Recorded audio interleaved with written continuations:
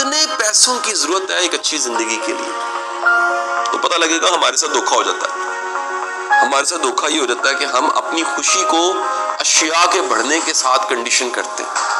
جب بھی خوشی کو آپ رکھو گے اشیاء کے بڑھنے کے ساتھ تو اشیاء بڑھتی جائیں گی، خوشی پھر بھی حاصل نہیں ہوگی، کیونکہ جیسی ایک چیز آپ نے ٹارگٹ اچیو کیا تو نئی خواہش جنم لے گی، پھر اس کو اچیو کرو گے، پھر ایک نئی خواہش جنم، تو یہ وش کا جو سرکل ہے اس میں آپ پھنس جاؤ گے، اور جب بھی پھنسو گے کیا ہوگا؟ خوش نہیں ہوگا۔ خوش ہونا کامیابی ہے، کیا بولا ہے؟ جو مل گیا اس پہ مطمئن ہونا کامیابی ہے، جو ملا ہے اس پہ مطمئن ہونا، بڑے مطمئن ہو کے سوچنا کہ الحمدللہ یہ ہے، ایک اچھی زندگی گزر رہی ہے، یہ محسوس کرنا، اطمینان۔ دیکھیں پورا دین جو آپ کو بتاتا ہے نا وہ اطمینان کی بات کرتا ہے، ٹھیک ہے جی، مطمئن ہونے کی بات